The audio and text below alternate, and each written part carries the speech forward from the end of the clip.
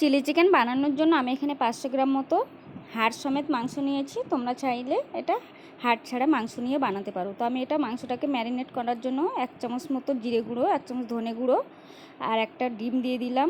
দিয়ে দিচ্ছি হচ্ছে আদা, রসুন আর শুকনো লঙ্কা আমি একসাথে পেস্ট করে নিয়েছি, সেটা দিয়ে দিচ্ছি। দিয়ে দিচ্ছি স্বাদ মতো লবণ আর দিয়ে দেবো হচ্ছে এর মধ্যে গোলমরিচের গুঁড়ো, একটু সামান্য গোলমরিচের গুঁড়ো দিয়ে দেবো।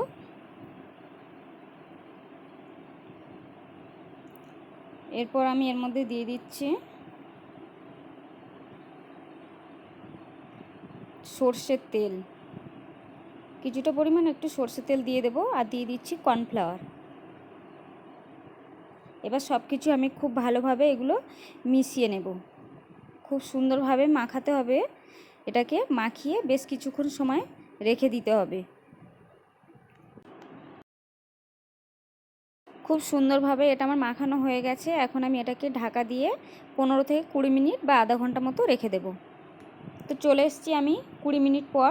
তেল গরম হয়ে গেছে, এখানে সাদা তেল কড়াইতে দিয়ে দিয়েছি। এখন আমি একটা একটা করে এগুলোকে দিয়ে, একসঙ্গে সবগুলো তো হবে না, আমি অর্ধেক অর্ধেক করে দিয়ে এগুলোকে ভেজে নিচ্ছি। গ্যাসের ফ্লেমটাকে হাই করে এটা মোটামুটি হালকা করে একটু লাল লাল করে ভেজে নেব, বেশি কড়া করে ভাজবো না, যেহেতু এটা চিলি চিকেন বানাবো। তো দেখো আমার হালকা লাল লাল হয়ে গেছে উপরে। এখন আমি এগুলোকে তুলে নিয়ে বাকিগুলো যেগুলো আছে সেগুলোকে ভেজে নিচ্ছি। চিলি চিকেনটা বানানোর জন্য আমি একটা অন্য কড়াই নিয়ে নিয়েছি। কড়াই গরম করে আরও কিছুটা পরিমাণ আমি এখানে সাদা তেল দিয়েছি। দিয়ে দিচ্ছি কুচি করে রাখা আদা আর রসুন, খুব কুচি কুচি করে নিয়েছি একদম। এখন আমি আদা আর রসুনটাকে 2 মিনিট মতো একটু নাড়াচাড়া করে ভেজে নেব। 2 মিনিট নাড়াচাড়া করে নিয়েছি, আদা রসুনের কাঁচা গন্ধটা ছেড়ে গেছে। আমি 2টো কাঁচা লঙ্কা কুচি করে নিয়েছি, দিয়ে দিলাম। ঝালটা অবশ্যই তোমরা তোমাদের পরিমাণ মতোই দেবে। এরপরে আমি এর মধ্যে দিয়ে দিচ্ছি ক্যাপসিকাম। ক্যাপসিকামগুলো একটু মাঝারি সাইজের টুকরো টুকরো করে নিয়েছি। ক্যাপসিকাম দিয়ে দিচ্ছি। আমি এখানে একটা ক্যাপসিকাম নিয়েছি, তোমরা তোমাদের পরিমাণ মতো যতটা পরিমাণে মাংস সেই অনুযায়ী নেবে। একটু নাড়াচাড়া করে আমি এর মধ্যে দিয়ে দেব পেঁয়াজ। পেঁয়াজগুলোকে আমি একটা করে শুধু এমনি রেখেছি, যেহেতু পেঁয়াজটা ছোট সাইজের ছিল। তোমরা যদি পেঁয়াজটা বড় সাইজের হয় তো মাঝখান থেকে আরেকটা করে টুকরো করে নেবে।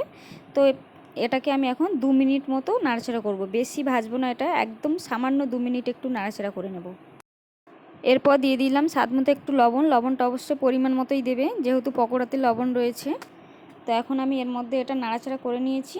এখন আমি এর মধ্যে দিয়ে দিচ্ছি 1 চামচ মতো আমি এখানে ভিনিগার দিয়ে দিচ্ছি। ভিনিগারটা দিয়ে একটু সামান্য নাড়াচাড়া করে নিয়েছি। আর এই সময় গ্যাসের ফ্লেমটা অবশ্যই একদম লোতে রাখবে, না হলে পুড়ে যেতে পারে। দিয়ে দিলাম 1 চামচ মতো সয়া সস। এরপর আমি দিয়ে দিচ্ছি এর মধ্যে চিলি সস। চিলি সসটা একটু আমি 1 চামচ মতোই দেব পরিমাপ করে, যেহেতু এটা ঝাল আর যেহেতু কাঁচা লঙ্কা দিয়েছি অবশ্যই ঝালটা পরিমাণ মতোই দেবে, নাহলে বেশি ঝাল হয়ে গেলে আবার খেতে পারবে না। তো সব কিছু দিয়ে একটু নাড়াচাড়া করে এখন আমি এর মধ্যে দিয়ে দেব টমেটো কেচাপ। টমেটো কেচাপের পরিমাণটা একটু বেশি দিতে হবে এখানে, কারণ যেহেতু গ্রেভিটা একটু ঘন ঘন হবে, সেই জন্য আমি টমেটো কেচাপের পরিমাণটা প্রায় 2-3 চামচ মতোই এরকমই দিয়েছি। সব কিছু দিয়ে একটু নাড়াচাড়া করে আমি এখন পকোড়াগুলোকে এর মধ্যে দিয়ে 1 সেকেন্ড একটু ভালো করে এটা মাখিয়ে নেব মশলাটা। নিয়ে আমি এর মধ্যে জল দিয়ে দেব। বেশি এটা কষতে হবে না, তাহলে উপরের পর্দাটা উঠে যাবে আর খেতে ভালো লাগবে না। তো সব কিছু দিয়ে একটু নাড়াচাড়া করে নিয়েছি আমি 1 মিনিটের মতো। এখন আমি এর মধ্যে জল দিয়ে দিচ্ছি। জলটা অবশ্যই তোমরা তোমাদের পরিমাণ মতোই দেবে। যদি তোমরা ঝোল পছন্দ করো তো সেই অনুযায়ী জল দেবে, আর যদি এটা শুকনো পছন্দ করো তো একদম সামান্য এটা জল দেবে। তো সব কিছু দিয়ে আমি এখন এটা 5 মিনিটের মধ্যে গ্যাসের ফ্লেমটাকে লো করে ঢাকা দিয়ে দেবো। তো 5 মিনিট পর আমি ঢাকনাটা খুলেছি, দেখো এটা অনেকটা এমনি সুন্দর কালার এসে গেছে। এখন আমি এটা কিছুটা 1 চামচ মতো কর্নফ্লাওয়ার গুলে বাটিতে করে গ্রেভিটা যাতে ঘন হয় সেই জন্য দিয়ে দিলাম। দিয়ে আমি এটাকে আরও 5 মিনিট মতো ঢাকা দিয়ে দেব, দিয়ে তারপরে আমি গ্যাসটাকে অফ করে দেব। তো দেখো 5 মিনিট পর আমি চলে এসেছি। গ্রেভিটা কত সুন্দর ঘন হয়ে গেছে আর দেখতে কালারটা খুব সুন্দর এসছে। তোমরা চাইলে এর উপরে কিছুটা পরিমাণে পেঁয়াজের পাতা কুচি কিংবা ধনে পাতা কুচি থাকলে ছড়িয়ে দিতে পারো।